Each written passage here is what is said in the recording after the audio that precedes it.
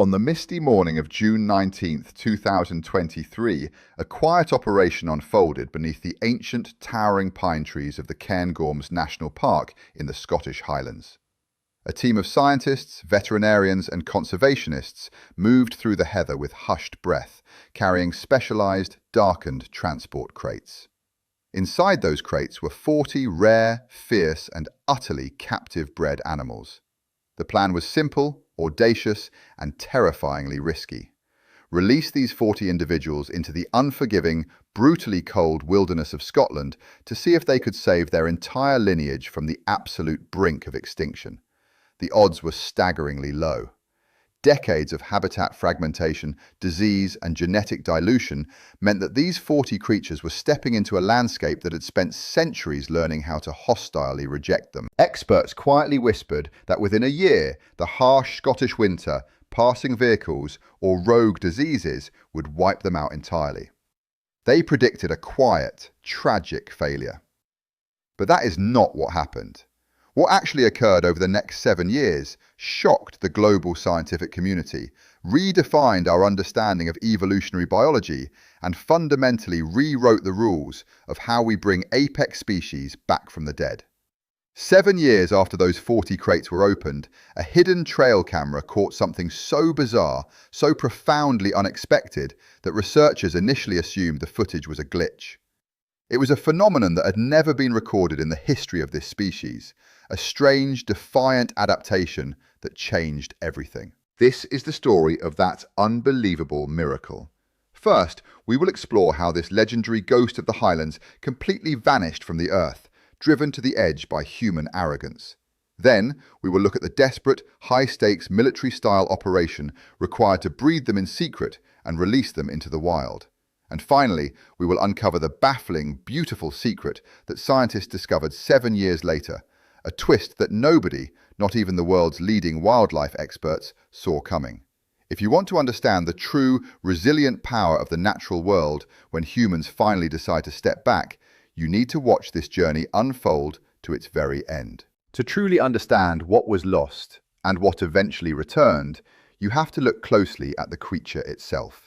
This is the Scottish wildcat, Felis sylvestris. But do not let its appearance fool you. You might look at it and see a large tabby cat, perhaps a slightly stocky pet that wandered too far into the woods. But it is not just a cat. It is a ghost. It is the only remaining native stock of wildcat left in Great Britain, an apex micropredator that has haunted these northern forests since the end of the last ice age, outliving the woolly mammoth, the saber-toothed tiger, and the cave bear. Physically, the wildcat is a masterpiece of evolutionary engineering, designed specifically for the brutal, waterlogged and freezing terrain of the Scottish Highlands. They are significantly larger and more robust than any domestic cat, possessed of dense, water-repellent fur that traps a layer of warm air against their skin, shielding them from the biting Atlantic gales. Their skulls are wider, their jaws vastly more powerful, capable of delivering a crushing bite that can instantly snap the neck of a rabbit or a mountain hare. Look down at their tails and you will see the true signature of the wild. Unlike the tapering, elegant tail of a house cat, the wildcat's tail is thick, bushy and blunt-ended, ringed with distinct, bold black bands that finish in a perfectly flat black tip. They possess specialized, retractable claws that act like crampons on wet granite and ice, and their eyes are wide, luminous emerald orbs containing a highly developed tapetum lucidum, a reflective layer behind the retina that magnifies the faint starlight of the northern skies, granting them flawless night vision. But their true power lies in their ecological identity. The Scottish wildcat is not just a hunter, it is an architect of fear. In a balanced ecosystem, a top-tier predator creates what ecologists call a landscape of fear. By constantly patrolling the margins of the woodlands and the heather-clad moors, the wildcat keeps populations of rabbits, voles and mice in a perpetual state of vigilance. Rodents cannot simply sit in one place and strip the forest floor bare of saplings. They must move, hide and forage quickly. This simple act of feline hunting allows young Scots pine, birch and rowan trees to take root and grow without being eaten to the ground. The wildcat is the invisible guardian of the Caledonian forest, keeping the entire vegetarian underclass of the ecosystem in perfect check. For thousands of years, they were revered. They were symbols of untamed ferocity, woven deeply into the heraldry of ancient Scottish clans. They were solitary, fiercely independent spirits that wanted absolutely nothing to do with humankind. They were ghosts that lived in the shadows of the rocks, hunting by twilight, vanishing into the bracken at the slightest sound of a human footstep. They survived centuries of shifting climates and changing landscapes because they were perfectly adapted to the wilderness. And then the world changed. The fall of the Scottish wildcat did not happen overnight. It was a slow, agonizing, catastrophic unraveling that accelerated to a disaster during the 19th and 20th centuries. It began with the systematic destruction of their home. The ancient Caledonian forest, a massive primordial woodland that once covered over 3 million acres of Scotland, was relentlessly chopped down for timber, fuel, and agriculture. Today, less than 1% of that original forest remains, leaving the wildcats stranded in isolated tiny pockets of woodland, surrounded by vast deserts of barren sheep walks and industrial pine plantations. But habitat loss was only the first blow. The true devastation came from a deliberate, state-sanctioned campaign of extermination. During the Victorian era, the Scottish Highlands were largely transformed into massive sporting estates dedicated to deer stalking and grouse shooting. Wealthy landowners hired armies of gamekeepers whose sole job was to eliminate any creature that might compete with or threaten the game birds. They called it vermin control. Armed with steel leg-hold traps, snares, poisons, and double-barreled shotguns, these gamekeepers waged a merciless war against predators. Between 1800 and 1920, tens of thousands of wildcats were slaughtered. In historical estate ledgers, gamekeepers proudly recorded their kills next to foxes, pine martens, and golden eagles. By the mid-20th century, the wildcat had been completely eradicated from the south of Scotland, pushed further and further north into the most remote, inhospitable peaks of the Highlands. But just when the hunting pressures began to ease due to new protective laws, a far more insidious genetic threat emerged. A human mistake that would prove nearly fatal. As human settlements expanded into the Highlands, people brought their domestic cats. Many of these pets went feral, wandering into the forests. Because the wildcat populations were so low, fractured, and lonely, they began to mate with these domestic strays. This process, known as introgressive hybridization, began to slowly, quietly erase the wildcat from the inside out. With every generation, the pure, ancient DNA of the wildcat was diluted, washed away by the genes of common house cats. They were literally being loved to death, melting away into a genetic swamp. By the early 2000s, independent surveys concluded something heartbreaking. There were virtually no pure wildcats left in the wild. Scientists declared the wild population to be functionally extinct. The ghost of the Highlands had finally slipped away into the mist, leaving behind a broken, silent ecosystem. It seemed entirely hopeless. The general consensus among many conservationists was that the wildcat was gone forever, an irreversible casualty of modern progress. But then, in a twist of profound fortune, a saving grace emerged from an unexpected place. Wildlife biologists and geneticists working with the Royal Zoological Society of Scotland launched a massive nationwide search, analysing the DNA of captive cats in zoos, wildlife parks, and private collections across Europe. They were looking for a genetic miracle, and they found it. Tucked away in carefully managed breeding enclosures, a small group of cats possessed almost pristine, unpolluted Scottish wildcat DNA.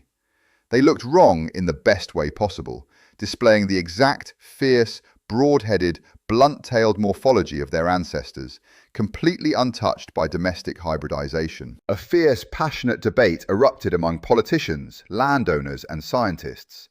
Opposing viewpoints argued that releasing these cats into the modern world was a waste of millions of pounds. They claimed the threats of hybridization, traffic, and disease were too high, that the cats would simply wander onto farms and be shot or hit by cars. But the defenders of the wildcat stood firm. Without an apex feline predator, the Highlands would remain ecologically crippled. A historic decision was made to launch the Saving Scotland's Wildcats project, an incredibly complex military-grade conservation heist designed to breed these pure individuals in highly specialized, off-exhibit facilities at the Highland Wildlife Parks. For years, the cats were raised in vast natural enclosures with zero human contact. They were fed wild prey, challenged with complex environmental puzzles, and monitored via hidden cameras to ensure they retained their wild hunting instincts. Finally, by 2023, the first cohort was ready. 40 carefully selected wildcats were fitted with state-of-the-art miniature GPS tracking collars. The logistics were grueling. Teams moved through the rugged terrain of the Cairngorms under the cover of dawn, ensuring the cats were transported with minimal stress. When the heavy wooden doors of the crates were slid open on that historic summer day, the 40 cats did not hesitate. They bolted into the heather, flashes of striped fur vanishing into the ancient green depths. It was a moment of profound triumph, echoing the ancient past, but carrying the heavy weight of an uncertain future. In the first 2 years following the release, the initial data coming from the GPS collars was incredibly promising. The wildcats were doing exactly what they were born to do. They were hunting efficiently, establishing large territories across the vast pine forests, and surviving the brutal, snow-heavy Highland winters. The ecosystem responded almost immediately. In areas where the wildcats settled, the runaway populations of rabbits and voles began to shift their behaviors, avoiding open clearings and staying closer to cover, which allowed long-dormant wildflowers and tree seedlings to finally break through the soil. The threats were real, but they were never the headline. The cats faced immense challenges. There were devastating close calls, including a severe outbreak of a feline winter flu that threatened to sweep through the nascent population, and an incredibly harsh winter in 2025 that dumped feet of snow across the Cairngorms, threatening to starve the young, inexperienced hunters. But through sheer evolutionary resilience, they persevered. They learned how to hunt beneath the snowpacks, tracking the subnivean movements of small rodents by sound alone. They survived the freeze, and their momentum began to build like a slow-burning fire across the landscape. As the years rolled on, the data transformed from a collection of hopeful anecdotes into hard, undeniable scientific proof. By the 5th year, the population had steady, explosive milestones. The initial 40 individuals had successfully reproduced in the wild, giving birth to wild-born kittens that had never known human hands. By year 6, tracking data showed the population had expanded outward, establishing a secure foothold across an area larger than the entire city of London. The numbers told a story of profound triumph across the eras. The status of the Scottish wildcat was slowly, miraculously shifting from functionally extinct to critically endangered, with a clear trajectory toward long-term stability. Humans were finally stepping back, turning off the tracking collars as the species took complete ownership of its ancestral kingdom. Moreover, the economic impact on local Highland communities was staggering.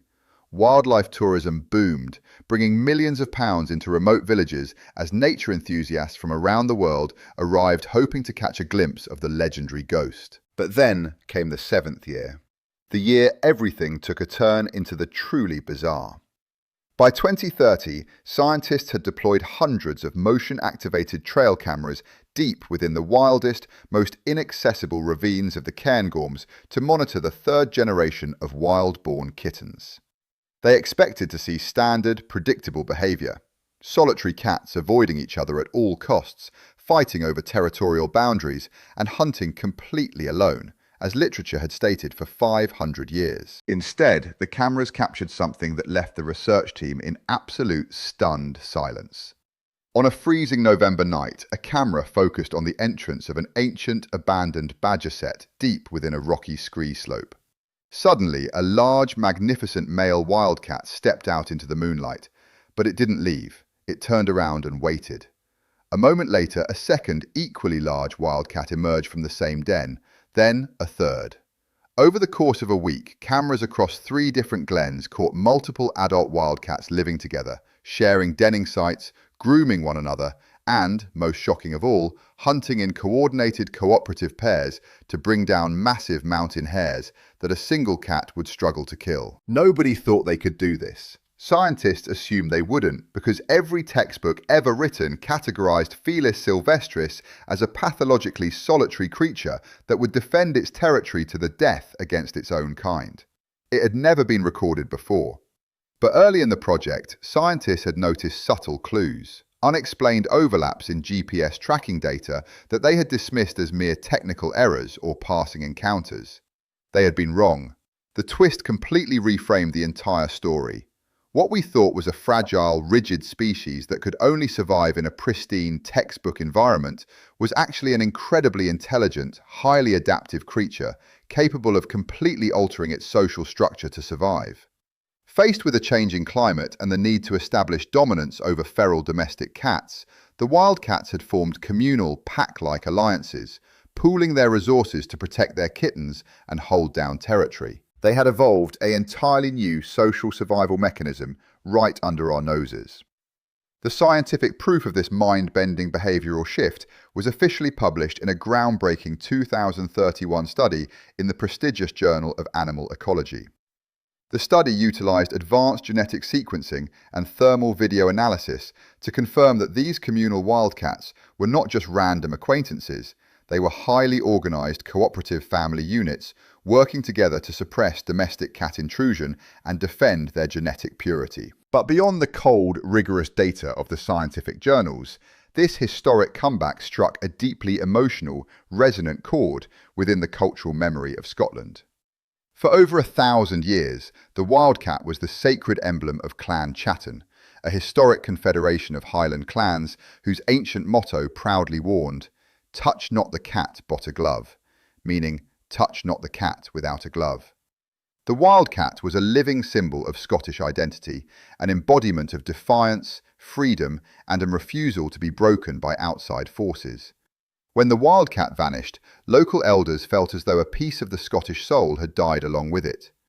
The return of the cat was not just an ecological victory, it was the resurrection of a cultural icon. Old Gaelic songs that had grown silent for a century were sung once more in village pubs, celebrating the return of the proud, striped king of the crags. We didn't just release 40 cats into a forest, we returned the ancient, beating heart of the landscape itself. The journey from 40 captive-bred individuals to a thriving, socially innovative, and fiercely independent wild population stands as one of the greatest rewilding triumphs in human history. It shows us that when we stop trying to control, cage, and micromanage the earth, when we give nature the space and the raw materials it needs, life will find a way to adapt in manners that defy our wildest imaginations. The ghost of the Highlands no longer walks alone. It walks in absolute triumph, a wild, untamed shadow cast against the northern snows, reminding us that no matter how deep the darkness of extinction may seem, the dawn of a comeback is always possible, if we only have the courage to open the crates. If you want to see more incredible stories of nature's miraculous, unstoppable comebacks from across the globe, make sure to hit that subscribe button, leave a comment with your thoughts on this unbelievable feline twist, and share this video to help spread the power of rewilding. The wild is waiting, and its next great story is just around the corner.